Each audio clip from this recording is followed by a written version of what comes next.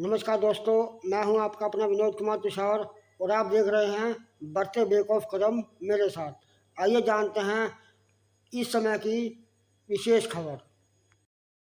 नमस्कार, मैं हूं आपका अपना विनोद कुमार तुषार चंडीगढ़ से। समाज अधिकार कल्याण पार्टी के राष्ट्रीय अध्यक्ष श्री शंभू बनर्जी ने आज एक पत्रकार वार्ता का आयोजन किया, जिसमें उन्होंने चंडीगढ़ शहरवासियों से अपील की है कि किसी भी गरीब को प्रशासन के द्वारा किसी भी प्रकार का डर किए जाने की कोई संभावना नहीं है, क्योंकि उन्होंने अभी हाल ही के दिनों में चंडीगढ़ प्रशासन के मुख्य सचिव श्री एच राजेश प्रसाद जी से मुलाकात कर कॉलोनी वासियों की समस्याओं को उनके समक्ष रखा। साथ ही प्रशासन के अधिकारियों ने उन्हें आश्वस्त करते हुए कहा है कि चंडीगढ़ प्रशासन फिलहाल ऐसी किसी भी योजना पर कोई काम नहीं कर रहा है जिसके कारण लोगों को जो है उनके मकानों से बेघर किया जाएगा। यह प्रपोजल जो है किस स्तर पर लीक हुआ है या इसकी जानकारी कैसे मीडिया को लगी, यह एक बहुत ही गंभीर विषय है जिसके ऊपर जो प्रशासनिक अधिकारी हैं वो कार्रवाई करने की योजना बना रहे हैं। आइए क्या कुछ कहा शंभू बनर्जी ने चंडीगढ़ शहरवासियों के लिए, देखिए विशेष रिपोर्ट मेरे साथ चंडीगढ़ से।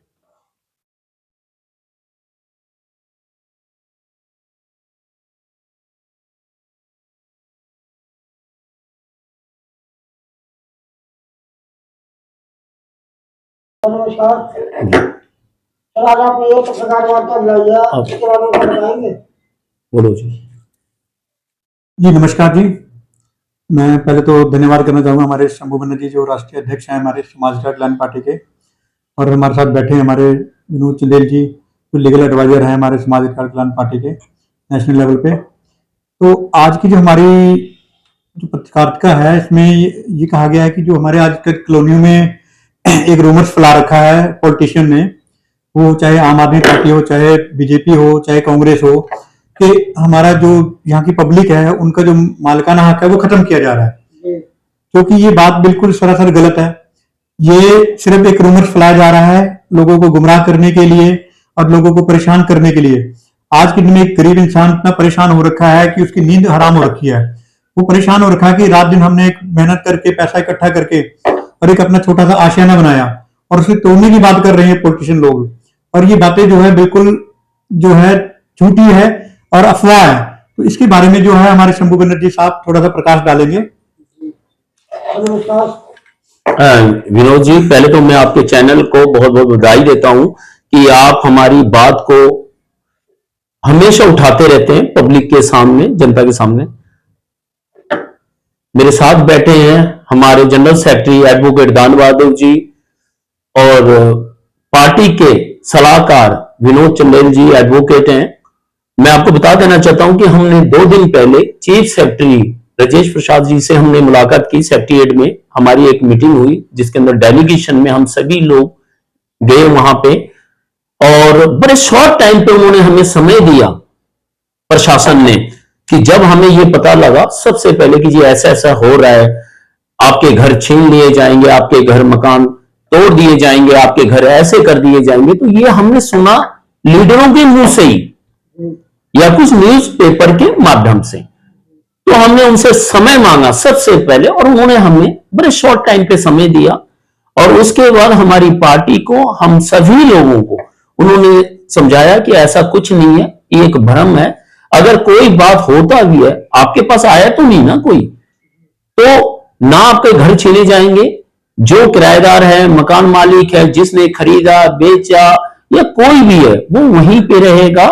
भविष्य में कभी कोई ऐसा अगर बना तो उसे निकाला नहीं जाएगा, उसके ऊपर जो भी होगा। और हम भी चाहते हैं कि हमारा घर हमारे पास रहे। लेकिन एक बात को आज लगातार जब से ये हुआ, मैं आपको बता देना चाहता हूं विनोद जी कि 26 के अंदर चुनाव है एमसी की। हमेशा जब भी चुनाव आता है ये कॉलोनियों को ही टारगेट बनाते हैं कि क्या चुनाव में हमेशा, चाहे वो लोकसभा हो चाहे वो एमसी हो, किसी और स्टेट में ये बातें नहीं होती है, पंजाब हरियाणा हिमाचल में नहीं, एक चंडीगढ़ में होता है कि इस तरीके की बातें जो उठा करके उनको कोई फर्क नहीं पड़ता। वो बातों को तो उठा रहे हैं, लेकिन वो गरीब आदमी, वो मजदूर, वो घर में रहने वाला या कोई भी हो, घर जिसका घर जाएगा, वो अमीर हो या गरीब हो, दुख तो होता ही है ना।